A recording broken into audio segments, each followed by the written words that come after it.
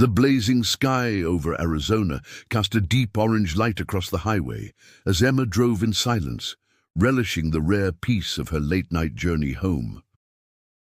The road stretching ahead was nearly empty, broken only by the occasional sway of desert, brush and the distant glimmer of a gas station sign. Emma took comfort in these drives. She had traveled these stretches so many times that every crack in the pavement and faded mile marker felt familiar, like pieces of a puzzle she knew by heart.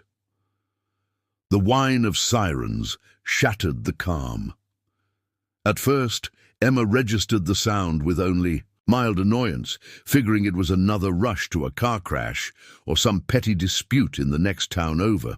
But when the flashing blue and red lights cut across her rearview mirror, painting quick, erratic shadows inside her car, she knew this wasn't just a passing emergency. Years of practice and discipline kicked in. She slowed down, checked the shoulder, and guided her old Toyota over to the side with a steady hand, keeping her breathing slow and easy. This wasn't Emma's first encounter with the police on these isolated Arizona highways, but something felt off. With the engine idling softly, she kept her hands resting calmly on the steering wheel, as she had learned to do early in her career. Discipline in moments like this was everything. It was the difference between a simple ticket and misunderstanding that could spiral. Her heart thudded once, hard, but she refused to let the nerves take over. Through the side mirror, she saw a patrol car door swing open, and a tall, squared-shouldered officer stepped out with a rigid posture. The man's approach was measured and deliberate, his boots crunching on the gritty shoulder as he made his way to her window. Even before he reached her door, Emma could sense the tension. Something here was different. The officer's hard, icy stare did not match the routine traffic stops she had endured before. As cold desert wind slipped through the half-open glass, Emma felt a sudden heaviness settle in the air. She locked eyes with the officer, John, whose expression carried a suggestion of hostility rather than routine. In that moment, Emma realized she was stepping into a dangerous game, one where every word and gesture could alter what happened next. The stop itself felt jarring from the start. Officer John didn't bother with any kind of greeting or explanation. Instead, his first words came out clipped and cold. "License, registration," he demanded, not even a hint of the usual "good evening" or "how are you tonight?" Emma tried to keep her tone steady and neutral, but every answer she gave seemed to fuel his suspicion. His questions came rapid fire. "Where are you coming from this late? Why are you taking this route? Anyone else in the car?" He barely let Emma finish before moving on, as if he was searching for the answer he wanted, not the one she could actually give. From the driver's seat, Emma could tell John had already decided she was hiding something. No matter how carefully she chose her words, he watched her face with a look that crossed intimidation and impatience. It was clear he wasn't just following orders. The way he leaned into the window, his voice low but sharp, made it seem like he was trying to rattle her. Emma kept her hands where he could see them and forced herself to stare straight ahead, counting her breaths, not daring to show how much this bothered her. Before she could even guess what might happen next, another set of headlights pulled up behind John's cruiser. A second officer, a woman named Maria, got out and strode over, making her presence immediately felt. Maria didn't say much. She didn't need to. Standing just behind John, she watched Emma with the same skeptical glare, her arms folded tight across her chest. The two officers worked in silent tandem, shooting glances at each other that seemed to speak volumes. With only a few grunted words between them, they motioned for Emma to open her trunk, their movements brisk and rehearsed. As Emma stepped out and popped open the trunk, she could feel how the night had taken an awkward turn. The officers rifled through her bags with practiced hands, checking under jackets and around spare tires, eyes scanning for who knew what. They moved in sync, never relaxing for a second, their accusatory looks looping back and forth. Emma realized this wasn't at all like a normal traffic stop. The pressure in their voices, the way they moved together, it felt like she was caught in the middle of something much bigger, something that went way beyond any regular night on an Arizona highway. The words hit Emma like a slap. Maria, without so much as looking up, announced in a flat voice, "Cocaine." The word hung in the air, sharp and final.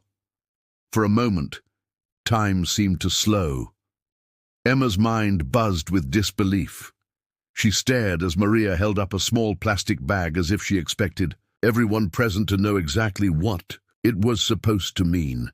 The world around Emma seemed to quiet, every noise fading except the pounding in her chest. She knew for a fact that bag hadn't been in her trunk, not in her luggage, not hidden in any of the side compartments, nowhere. Still, Maria's declaration was delivered with the kind of certainty that suggested the matter was already settled. Emma's shock was plain, but she clamped down on her first urge to protest, resisting the rising wave of panic. Deep down, she almost expected something like this. The whole stop had felt orchestrated from the second John walked up to her window. Refusing to play along with their act, she fixed her eyes on Maria and John, her face set and her posture firm. Growing up, Emma had learned early that showing fear only gave people more ground to push. Now that training kicked in. She forced her voice to stay even as she replied, "That's not mine. I have no idea where it came from."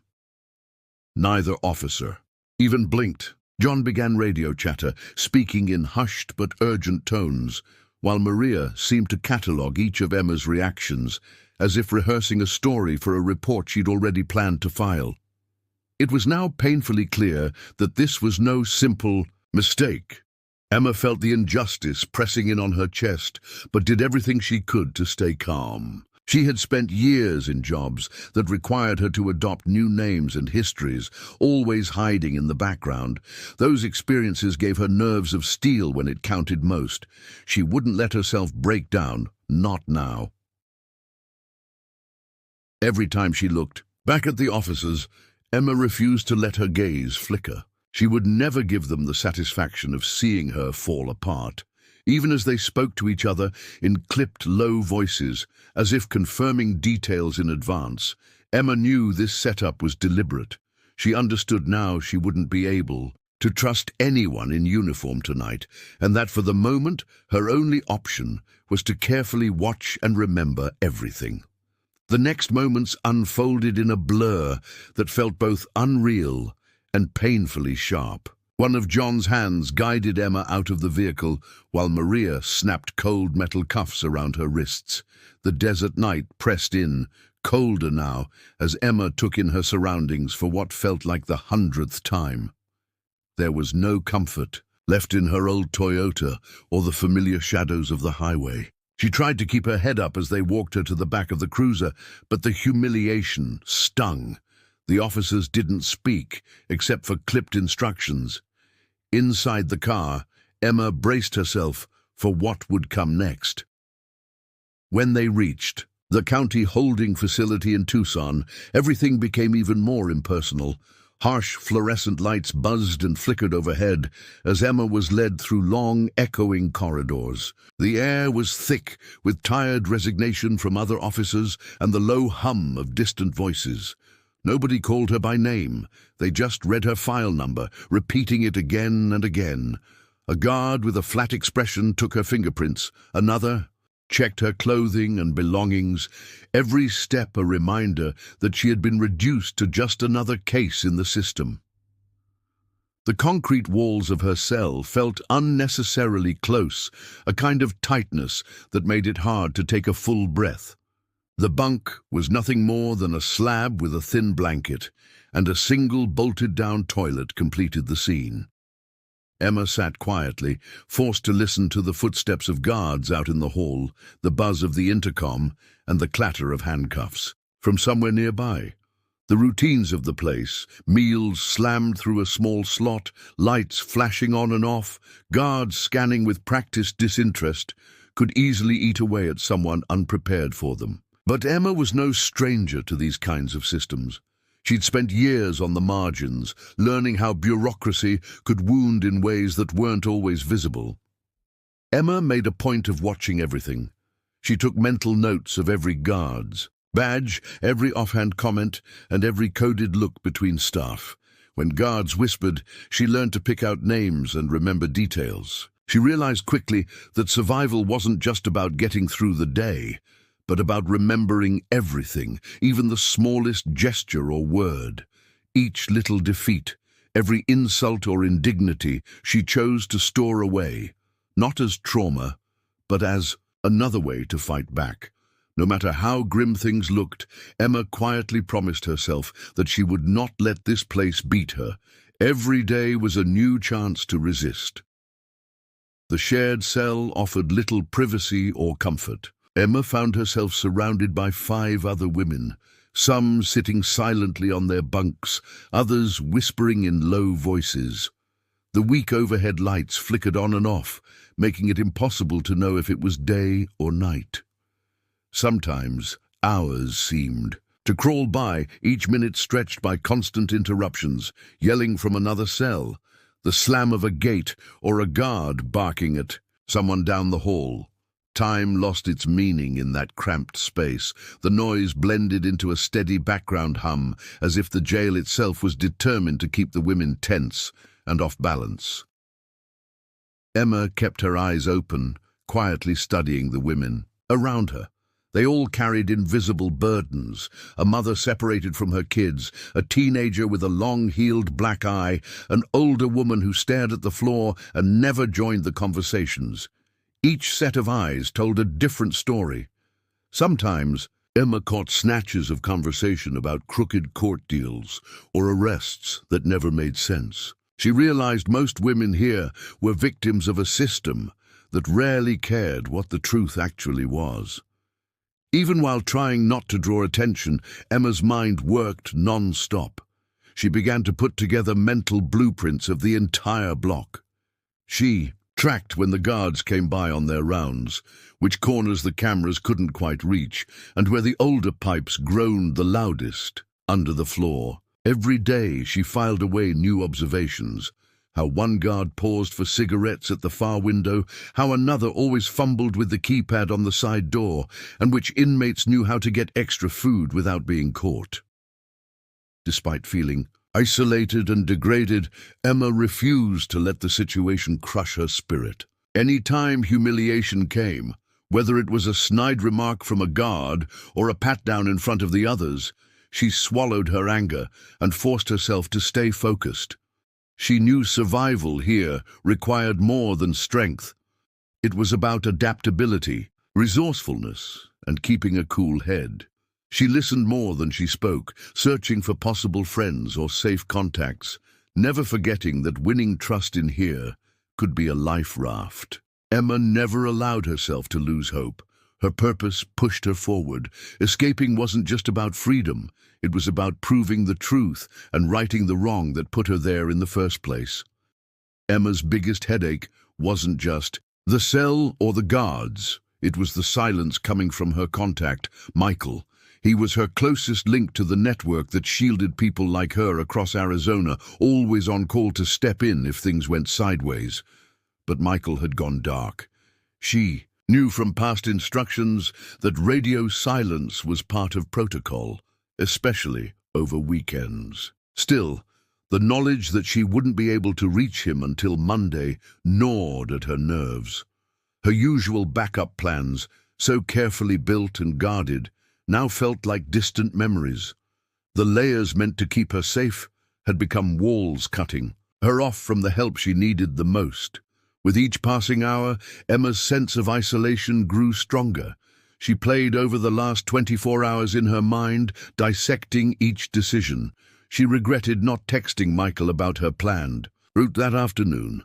It had felt like such a short, boring drive that she barely thought twice. Failing to check in before heading out to meet her informant suddenly seemed reckless. Emma reminded herself she couldn't have known how quickly trouble would close in, but the what-ifs still kept her awake at night, tracing circles in her mind. She reconsidered her last conversation with her informant, trying to remember if there'd been any red flags or warnings she'd missed. Had she gotten overconfident? Sometimes, when work meant going from one safe house to another, it was easy to forget just how fast things could shift. She knew it was her responsibility to keep the network operating smoothly, so being stranded, unable to warn anyone, was more than just inconvenient.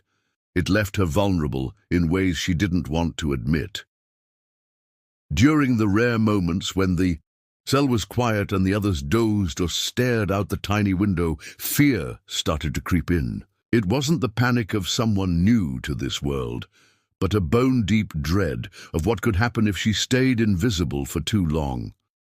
She wondered if anyone would realize she had disappeared. Would Michael piece things together if she didn't? And check in? Would the organization send someone to look for her, or would her absence just get lost in the shuffle of bigger emergencies? Determined not to give in, Emma steadied herself. Instinct would have to carry her through this mess, at least until contact opened up again. She forced herself to stay sharp, searching for any sliver of opportunity. Emma knew that even in this hole, she couldn't let her guard down, not for a second. Early Monday morning, not long after the first round of roll calls echoed down the hall, a guard called Emma's name. She was taken through a maze of sterile hallways into a cramped, windowless interview room. Sitting across from her was Adam, the public defender appointed to her case. Adam looked tired, his tie was crooked, and he had coffee stains on his shirt sleeve. He barely met her eyes as he scanned the stack of papers in front of him. His first words made it clear he didn't have high hopes. "So, Emma, you've been charged with intent to distribute. Standard procedure here. Plea deals come up fast." His voice didn't waver, but there was no warmth or encouragement either. Emma tried to explain how she'd been set up, but Adam kept interrupting, reading off her charges without really listening to her side. He asked the bare minimum, how she'd ended up on that stretch of highway, if she'd ever used drugs, if she wanted to take a deal. Each question felt routine, like something from a checklist, and Emma got the impression he wasn't hearing a word she said. When she began to mention details that could have pointed to her innocence, like how the officer's behavior had been off from the start, Adam just nodded absently. He didn't ask follow-up questions or dig deeper. Instead, he moved on each, time as if trying to finish a task rather than help her. It became painfully obvious that Adam was overworked or just defeated, maybe both. She saw the resigned slump in his shoulders, the tired look that suggested she was only one more file in an endless line of lost causes. In that moment, Emma stopped trying to convince him or hope that he might suddenly become invested in her case. This was not someone who would fight for the truth or question the so-called evidence that had been planted to frame her. Coming back to her cell afterward, Emma's mind shifted gears. The lack of real support or genuine advocacy wasn't a shock. It was just another sign that the system wasn't built for people in her position to get justice. Relying on outside help would only get her so far. If she was going to make it out, Emma realized, it would be on her own terms. She would need to put all her focus into carefully planning her next steps, not waiting for miracles or rescue. Her fight had to come from inside. When the next morning rolled around, Emma barely had time to take a few sips of the awful coffee that passed as breakfast before another guard appeared at her cell. Without a word, he motioned for her to get up. No public defender met her in the hallway. She was marched alone through a set of heavy grey doors into an interview room that felt even colder than before. Inside, Officer John and Officer Maria were waiting for her. The looks on their faces were smug, as if they genuinely believed they finally had everything they needed to break her down. On the steel table between them sat two pieces of so-called evidence, her encrypted phone and the same little plastic bag of white powder that had started this whole mess. Maria started the conversation, showing Emma her own phone, which made her stomach twist. She had worked hard to keep that piece of technology clean of anything that could tie her to the network. Maria laid out their story, saying they had uncovered proof of criminal intent. John chimed in with more accusations, sliding copies of text messages across the table, messages that Emma knew could only appear suspicious, taken out of context. Emma refused to let them shake her. She stayed calm, letting them talk, and then did something unexpected. She pushed back. Instead of denying everything outright, she started asking her own questions. "So, when exactly did you find that bag, officer?" she said, meeting John's eyes. "Mind telling me why only one officer handled my car when you both were supposed to be present?" Her tone was steady and polite, but there was a bite beneath the words. She kept going, poking gentle holes in their story with questions that seemed innocent but had a point. "Is it standard here to search a vehicle after the driver has already been searched? And do you always record searches? Because if you have that footage, I'd like my lawyer to see it." Emma noticed a flicker in Maria's expression, just a tiny twitch that said maybe she was not as sure as she pretended. Every time Emma made them answer for themselves, their confidence chipped away. Maria and John started glancing at each other, instead of only at her. Emma kept her focus. She was not the villain in their story, and she was determined to use her wits to keep taking the ground back, minute by minute, with every careful question. On her way back to the holding area, Emma noticed something that didn't fit with the steady routine she had come to expect. At the far end of the hallway, near the exit to her cell block, Officer Kevin lingered. By a bulletin board, shuffling papers with nervous fingers, he was younger than the others, maybe in his late 20s, and stood out as someone who hadn't yet learned that stiff, unfeeling look many of the senior officers wore. Kevin glanced up as Emma passed, just briefly, but their eyes met, and in that split second she caught a flicker. He looked away fast, as if worried someone else might notice, but curiosity and maybe even worry showed on his face. He kept his mouth shut, yet something about the whole encounter hinted that everything was not as solid inside the ranks as the officers wanted outsiders to believe. That look stuck with Emma as she was escorted the rest of the way to her shared cell. While the guard on duty barked for her to hurry up, her mind was already racing through the possibilities. She reviewed the short history she'd been piecing together over the days spent in holding, whispers among officers, the quiet clicks of radios being switched off when she was nearby, the odd way John and Maria had started to act just slightly on edge, when their stories didn't quite line up. Now, this young officer's nervous hesitation was one more loose thread. By the time the cell door clanged shut behind her, Emma was reworking her mental files. Kevin's subtle reaction stood out in a sea of robotic behavior. If he was having doubts, or if he was even just uncomfortable with the way things were being handled, that could make him a valuable wedge. Knowing how to read people was a skill Emma had relied on time and again, and this was a signal she couldn't ignore. Tiny moments were often what kept her one step ahead. She noted every detail, how Kevin's hand trembled slightly as he straightened, the posted roster, his tendency to linger instead of rushing on with the rest, and the way he avoided eye contact with the older officers. In this place, survival depended on catching the smallest changes around her.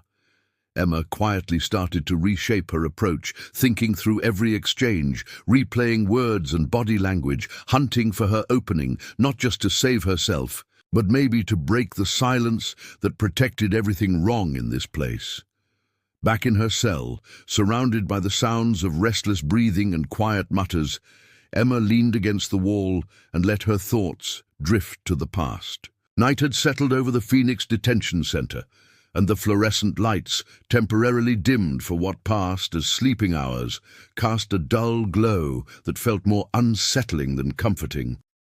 It was in moments like these, when she could hear only the hum of air vents and the occasional clang from down the hall, that her focus sharpened the most. Emma remembered the early days with the network, before things had gotten so complicated. She thought about long nights in cool desert safe houses, changing clothes and hair, swapping license plates on borrowed cars, slipping in and out of neighborhoods where nobody knew her name. There was nothing glamorous about the work. It was about keeping your head down, blending in, waiting for the right moment and continuing on no matter how heavy things felt. Most of the missions weren't about dramatic escapes or outsmarting bad guys in loud, showy ways. It was about outlasting the pressure and knowing when to vanish into the background. There had been a time years ago when Emma had lived for adrenaline, wanting every operation to feel like a storybook fight for justice.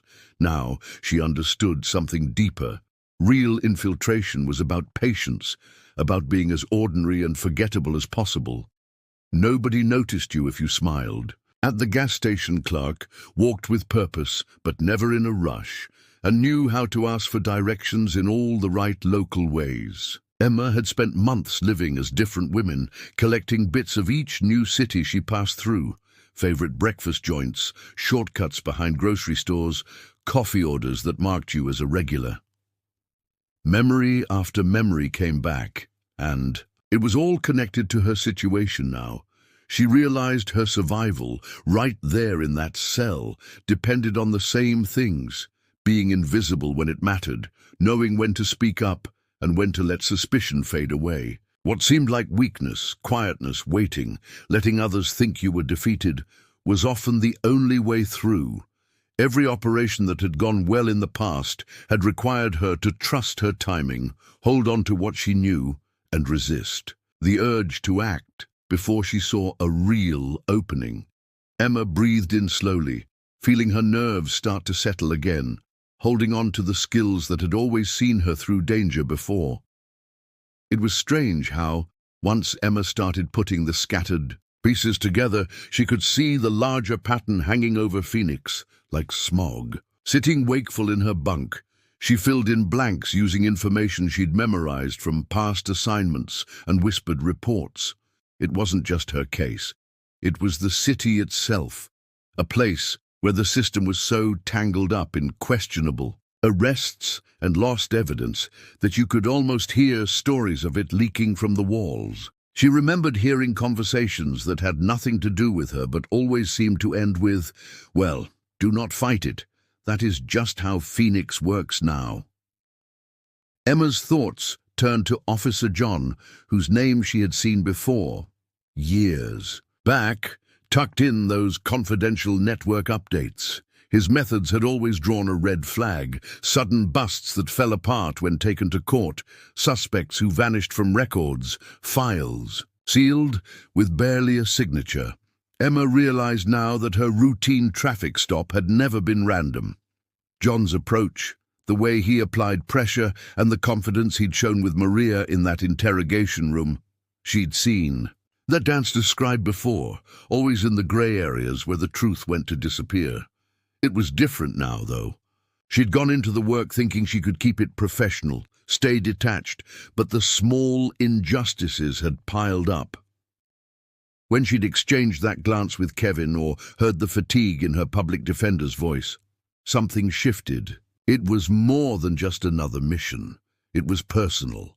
It felt like a fight, not just for herself, but also for every person who had vanished into the cracks of the local justice system. Every rumor she had ever heard, every hush-hush transfer between counties, now it all fit together. She recalculated her plans while thinking about what she had learned from the network about different counties in Arizona, how Phoenix's problems always seemed to slip quietly into the next jurisdiction. There were patterns in the ways officers talked to one another, in how reports disappeared, and in who got marked as trouble and swept away. Behind every cold stare or lost file, she could sense a larger web, one she would have to unravel if She wanted any chance at real freedom. Emma was not just fighting for survival now. She was ready to pull at the threads that held this whole mess in place. The day finally came for Emma's first court appearance, but it felt less like a chance at justice and more like just another step in a process that was already decided. Judge Miller sat high above everyone else, slumped in his chair as if he had seen hundreds of these hearings and cared little for any of them. The judge seemed to be thinking about when the day might end or whether his coffee would still be warm, instead of actually paying attention to what went on in the room. There was nothing inspiring or reassuring about the way he looked at anyone. His gaze was tired, drifting over the people in front of him like he was barely still awake. Emma stood in the middle of the courtroom. Her wrists were cuffed. A guard stood just behind her, and she felt the heavy stares of Officer John and Officer Maria from the prosecution's table. The two of them almost looked proud of themselves, as if they had achieved something remarkable by getting her up there. Their files were stacked high, and they nodded along whenever the prosecutor spoke, sure of the story they had built together. Emma's public defender, Adam, leaned back in his seat like he already knew there was nothing he could do. When the time came to read the charges, the clerk's voice didn't waver. Each accusation was spoken as if it were fact, weaving together small bits of truth and a lot of things that Emma knew were flat-out false. She listened as they bent details just enough, pulling from actual evidence but arranging it all so that the worst picture of her emerged. The prosecutor calmly laid out the timeline, showing the encrypted phone, mentioning the so-called drugs, and never once questioning where any of it actually came from or who might have put it there. If someone had walked in off the street and listened for just 5 minutes, they probably would have thought the whole thing sounded completely legitimate. There she was, in cuffs, with a bored judge, 2 confident cops, and a defense attorney who did not even try to object. Emma felt exposed, but she noticed how the courtroom buzzed more with impatience than tension. It was clear no one was really expecting answers. Everyone seemed to believe she was already guilty before she even opened her mouth. That, she realized, was how the city kept everything running so smoothly. No one took a second look at cases like hers. As Officer John took the stand, his voice rose just enough to sound official, but Emma could hear the cracks running through his story. He talked about the stop in careful detail, claiming it was just a routine check at a busy Phoenix intersection, that everything was handled by the book. But she caught the moments where he stumbled, his timeline shifted slightly, or he dodged around specifics she knew would not make sense if anyone bothered to push back. No one in the courtroom seemed bothered by the gaps, but Emma locked onto each one, storing them away, bit by bit. Next up was Officer Maria, and her nerves were harder to hide. Maria kept her eyes locked on a spot just above the judge's head, refusing to meet Emma's gaze. Emma almost felt sorry for her, knowing the pressure Maria must have been feeling up there with everyone watching. Maria stuck closely to her partner's account, but the way she phrased things was cautious. Occasionally, she corrected small parts of John's story or dodged a detail by saying she could not recall exact moments. It was subtle, but if you listened for it, Maria's fear and guilt worked their way through her testimony. She talked about evidence found, about procedures followed, but all in a way that felt more rehearsed than real. Emma realized just how much the whole thing was like a high school play.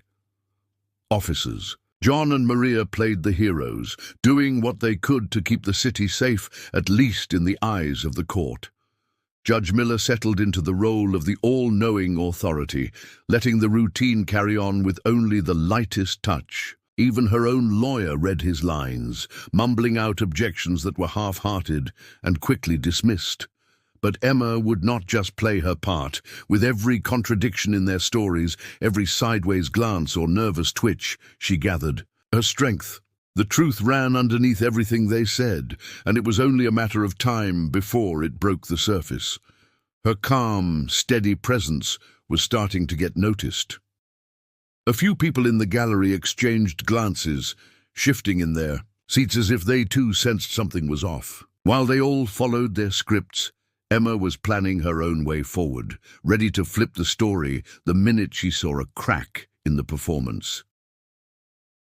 Just when it seemed like the outcome was set and everyone's role had been locked in, the doors at the back of the courtroom swung open. All heads turned as Special Agent Rachel stepped in, carrying a folder thick with what looked like official seals and signatures. Her walk was brisk and certain, and the moment she called out for attention, the bored routine buzz in the room died off instantly. Even Judge Miller straightened up, caught off guard by the confidence in Rachel's voice.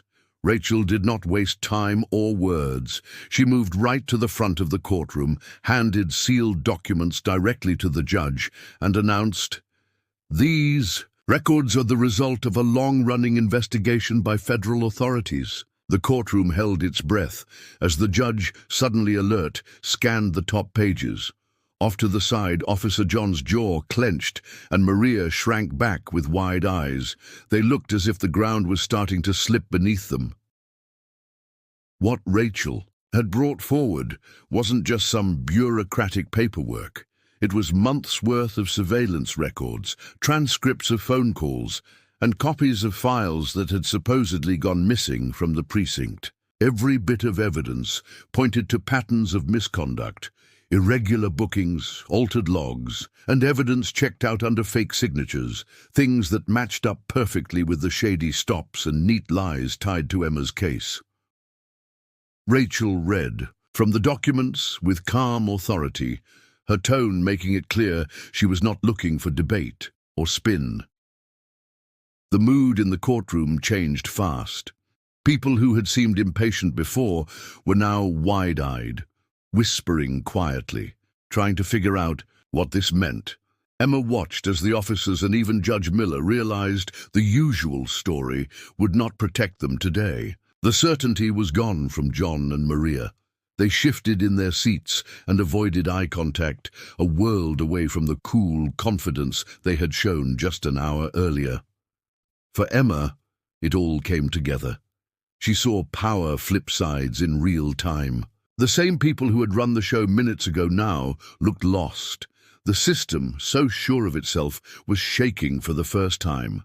The audience, jury members, gallery watchers, and even the clerk leaned in, aware that something real was finally breaking through the layers of practice and routine. The play was over, and a different story was finally about to begin. Behind the scenes, as the courtroom buzzed after Rachel's dramatic entrance, the true mountain of evidence began to surface. In a small conference room off the main hall, federal agents unpacked boxes and cases, laying out pages of documents, hard drives packed with audio, and stacks of signed statements. Every piece had been gathered quietly over the past several months by Rachel and her team at the Bureau. They had gone through text messages, hours of police radio chatter, and even sworn affidavits from people too scared to speak up until now. The chain of misconduct, manipulation, and straight-up criminal activity stretched far beyond Emma's case alone. Bit by bit, the shape of the trap became clear. Things Emma had sensed but never been able to prove, like sudden changes in booking. Logs or unexplained evidence handling errors were now spelled out in black and white. Rachel and her agents handed copies of critical transcripts to both the judge and the city's lead prosecutor. Even the officers who had backed John and Maria realized that the game was up. They looked at the spread of evidence and fell silent, unable to argue or explain what was in front of them. When the court reconvened, Emma, for the first time, was allowed to speak as more than a defendant. Her hands were uncuffed, and she was asked to stand before the judge, this time as someone whose testimony actually mattered. Speaking with the calm of a person who had survived far worse, she laid out the pattern of abuse directed at women travelers over the last few years. She recounted how she'd seen officers target certain women, especially those who looked like outsiders or those traveling for work, and how files connected to investigations would quietly disappear as soon as questions were raised. Emma described moments where she had watched evidence go missing or seen witnesses silenced by paperwork delays. Suddenly, the old narrative of just doing our job felt empty. The judge listened without interrupting, attention fixed. Those who had always trusted the police to get it right heard the uncomfortable truth. Corruption was not some rare mistake, but a system propped up by silence and routine lies. All at once, people who thought uniforms automatically meant honesty saw just how fragile those assumptions really were. For the first time, Emma's story broke through, leaving the courtroom with more questions than easy answers and giving hope that maybe this time things could change. The decision came down with a thud, clear and direct, leaving no space for resistance. Judge Miller, no longer slumped in his chair, spoke with a new confidence as he ordered Emma's immediate release. The paperwork for her freedom was rushed through faster than anyone in the courtroom could remember. At the same time, federal agents quietly moved to the prosecution table, asking officers John and Maria to surrender their badges and weapons. Shock rippled across the room as they were led away, no longer the confident figures from earlier, but now stumbling, eyes wide with disbelief. Emma, standing by her lawyer, watched the entire shift with a strange sense of relief and exhaustion. She rubbed her wrists, feeling the air on her skin after so much time in cuffs. She could not stop thinking about how, only a few hours earlier, everyone had treated her like a lost cause, someone whose outcome was already sealed. And now, because someone had finally listened and cared enough to dig deeper, her story was being taken seriously. She was not just a case file or a problem to be processed. Her words and experiences mattered. While the chaos unfolded, the rest of the courtroom sat frozen, caught between surprise and silent shame. Jurors and spectators alike were left stunned at how easily things had flipped. No one spoke. Some looked away in discomfort, others stared at their shoes, struggling with the fact that they had nearly let an innocent woman's life be destroyed without question. The atmosphere around John and Maria changed completely. The false pride they had walked in with had vanished, replaced with a mix of confusion and panic. They huddled together in tight whispers as agents guided them away, the reality settling that their positions did not make them invincible. For the first time, they felt what it was like to be powerless, to be seen as a problem rather than a hero. The trial they thought they controlled had turned on them, and there was no script they could follow now. Federal authorities from the Bureau took the case into their hands, making it clear that any further investigations would be handled far from Phoenix's old routines. Emma knew her battle was not over, but at least the ground was no longer shifting beneath her feet. The courtroom began to empty, the sounds of footsteps echoing as everyone came to terms with the fact that nothing would ever be quite the same. Outside the courthouse, life went on across Phoenix, but inside the federal investigation headquarters, things were just heating up. Emma now found herself working closely with Rachel and her team, not as a target, but as someone whose insights were essential. With the case files sprawled across tables and whiteboards filled with scribbled lines and timelines, the investigators dug into what had really been going on all those years. Every day, new pieces of the puzzle dropped into place. Agents traced unauthorized entries into police evidence rooms, discovered security camera footage with gaps suspiciously lining up with missing files, and uncovered call logs between officers and known suspects, some of whom were being watched on the other side of the state. The evidence grew quickly, forming connections no one had bothered to look for before. Emma and Rachel pored through tall stacks of reports, looking for dates that did not match or items checked in that vanished by the next shift. They compared the names of officers on duty with the timing of break-ins to the secure rooms where drug evidence was held. One pattern became clear. The same people kept popping up, whether it was logs tampered with or calls made on nights when seized evidence disappeared. What looked like sloppy mistakes at first were actually deliberate choices made to cover up something much bigger. Emma's experience as both a traveler and a victim gave Rachel's team the edge they needed. She remembered faces, odd conversations, and small details about how paperwork was handled. She and Rachel questioned why certain reports had entire paragraphs blacked out, or why original audio was replaced by transcriptions that left out key phrases. The two sat together late into the night, eating cold takeout and working by the glow of desk lamps. Emma saw just how deep the rot went. It was no longer about a single wrongful arrest or one or two bad cops. It was about a whole culture of quiet deals and cut corners, propped up by people who figured no one would bother to look too closely. By then, Emma understood that her nightmare was only the tip of something huge. The crimes at play weren't limited to what had happened on her worst night. The more they dug, the clearer it became. This was a web wrapped tight around every part of the system, and pulling at one piece meant unraveling years of hidden wrongdoing. As the investigation picked up, all kinds of digital clues and stacks of old paperwork told the same disturbing story. The more Emma and Rachel dug, the more they realized this was no accident or series of slip-ups. There were fingerprints, sometimes literal, sometimes electronic, showing how evidence was swapped in and out of boxes, all to fit whatever story the officers needed to tell. Emails showed quiet arrangements between cops and street-level dealers, and text messages hinted at bribes. A handful of cash here, a new phone there.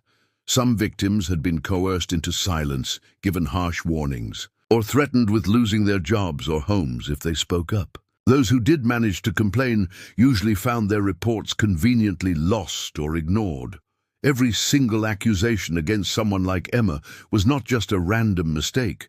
It was a small part of a much larger machine, one that turned innocent people's lives upside down just to keep the gears moving.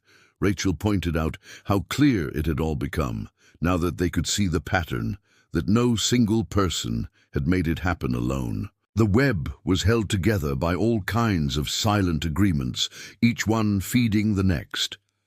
At first, Emma found herself boiling with anger, but she was not willing to let that energy go to waste.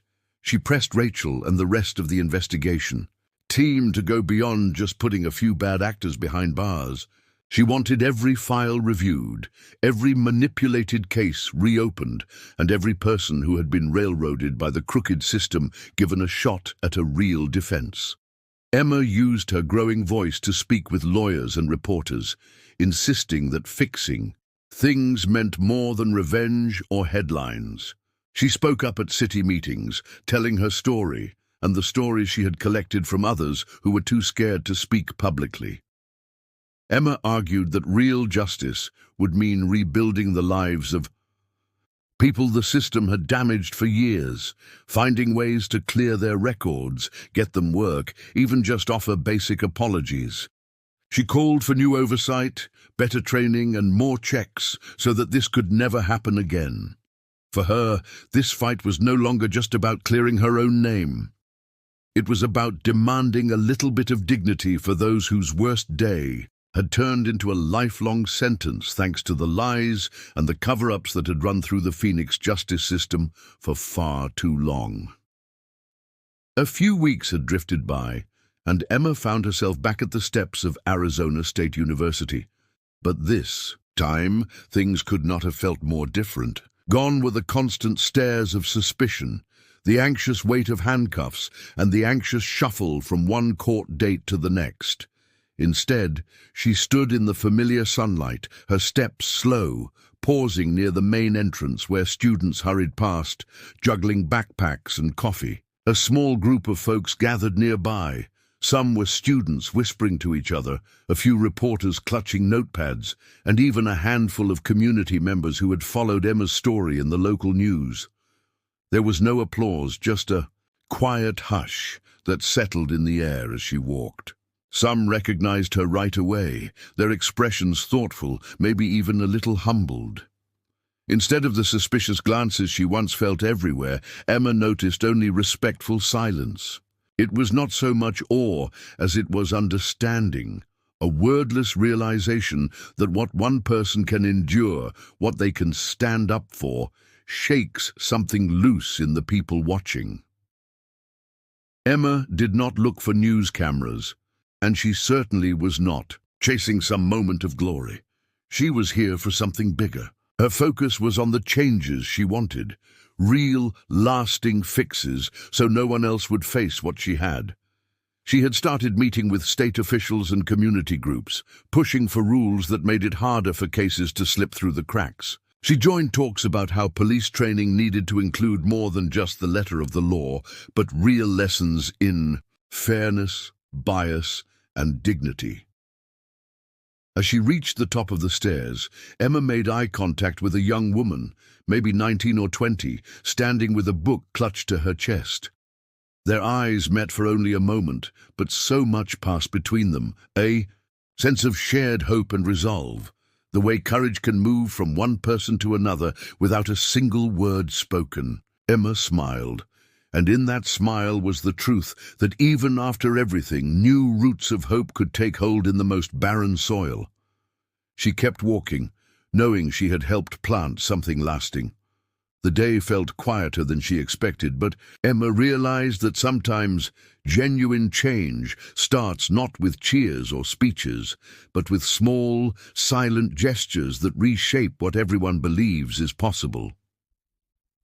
When Emma finally walked through the front door of her apartment, she felt every bit of the journey settle onto her shoulders. She closed the door quietly and leaned against it for a moment, just listening to the ordinary sounds of her place, the hum of the fridge, the distant bark of a neighbor's dog. It was so different from the steady click of courtroom doors or the harsh glare of overhead lights at the station. Letting her breath out, she noticed her suitcase sitting just inside the hallway, exactly where she had left it before her life turned upside down. For a minute, she stared at it, that old battered thing with scratches on the side and a sticker from an Atlanta layover. It felt more like a badge of survival than luggage now, a reminder of what she had carried through and what she could not leave behind. Emma shrugged off her coat and reached for the shirt she had worn that first awful night. As her fingers traced the worn fabric, she felt a strange mix, tiredness, yes, but also a stubborn strength that had seen her through every long night and each hard conversation. That shirt, once just something she threw on without thinking, now meant promises to herself, to keep going, to help others, to make the struggle count for something more than her own freedom. The stillness of the apartment let her pause, but Emma knew this was not the end. A few hours of quiet would have to be enough. She grabbed a notebook from the kitchen table and started jotting down names she remembered. Other women who had called her, folks she had met at the courthouse, witnesses who never got their day in court. The work that mattered would happen here, beyond the headlines and the closed court files. It meant visiting the people who needed a friend to walk with them into another scary meeting, or who just longed for someone to listen. It meant helping them connect with lawyers who actually cared, pushing for investigations to be restarted, and making sure new cases would not fade out in silence. For Emma, real justice started in these small, stubborn acts. To her, winning was never about a dramatic finish. Victory was about never handing over the story of your life to someone else. She would keep choosing every step, no matter how quiet or hard, believing that the future was still hers to decide.